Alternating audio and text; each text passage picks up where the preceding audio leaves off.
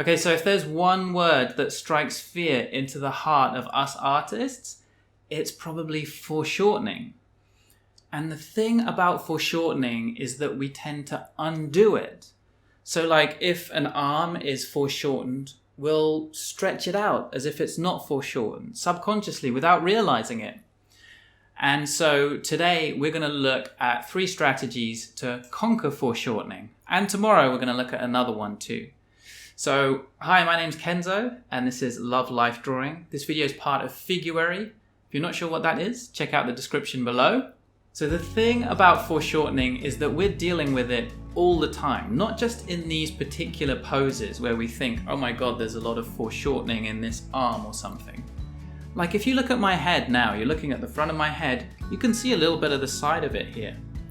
And there's depth to my head, and that depth is massively foreshortened from your point of view. But that's not the type of foreshortening that's going to freak us out, because we're used to seeing heads from the front, and we're used to this side of the head being massively foreshortened. And when we draw a head from the front, even though we can see a little bit of the side of it, we aren't going to undo the foreshortening and like stretch out the side of the head. The issue is more that we're not used to these angles. There's not the sort of 2D image we have in our mind for these parts of the figure. And we want to draw the sort of 2D image we have in our mind of these parts of the figure. When we think of an arm, we think of the length of the arm. And so when we're drawing it like this and you can't see the length of it, we try and force it and we try and draw the length of the arm anyway and kind of undo that foreshortening. And so if we were birds, always flying around looking down, looking at people from above, we would be really used to seeing the whole figure foreshortened, and birds doing life drawing probably wouldn't be freaked out by these poses. That's my guess. And that's why it's great that Larry's included these sessions in Figuary, because one of the main ways to get over foreshortening is to do lots of practice with it so that we are used to it.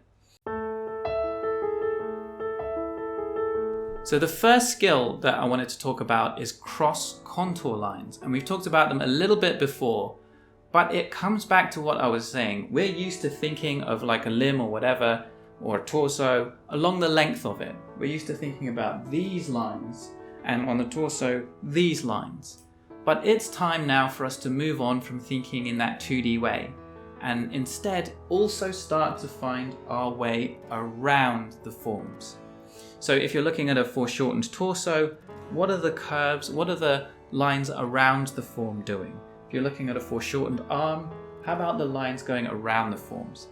Sometimes we've talked a little bit about using cylinders, like turning a foreshortened arm into a cylinder.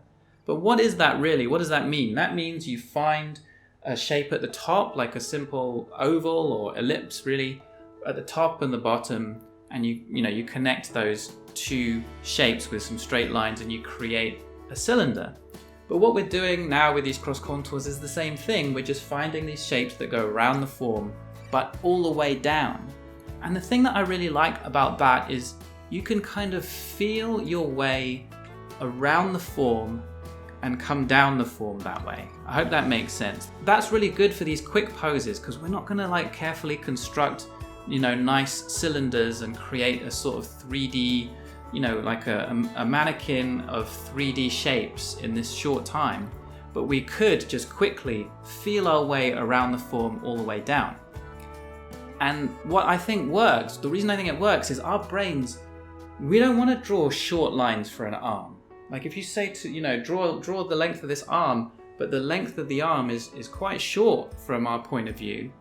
If you draw the lines around, all the way down, that's quite substantial. That's quite a lot of curve when you look at it that way. And then I think our brains are more happy, like, okay, I'm drawing an arm. I'm drawing lots of stuff. There's a lot going on. There's a lot of volumes here. I'm okay with this. And it doesn't try and stretch it out then. That's my theory anyway. So the next skill is gesture again.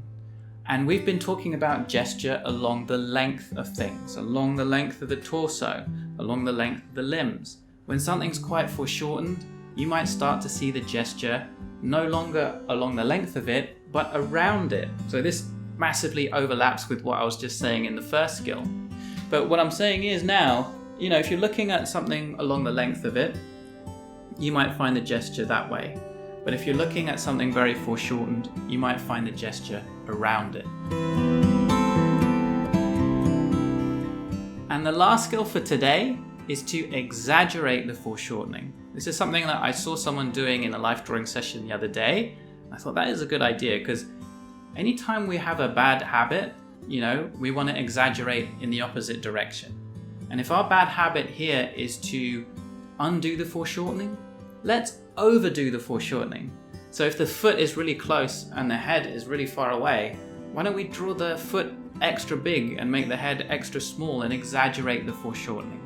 One other tip that someone gave me, which I haven't tried too much, so I'll just be honest about that, and I thought I'd just throw it in, is to establish the thing that's closest first, and then establish the thing that's furthest away, and then just try and fill in the bits in the middle. So you could try that and let me know how that goes.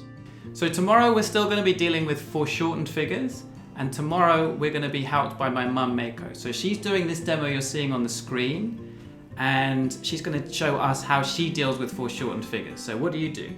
I want to transfer figures into abstract or geometric shapes. Yeah, so it's like a pattern of geometric or abstract shapes. So that's what we're going to be looking at tomorrow. Hope you're looking forward to it. Good luck with this tough foreshortening session, and we will see you guys back here tomorrow.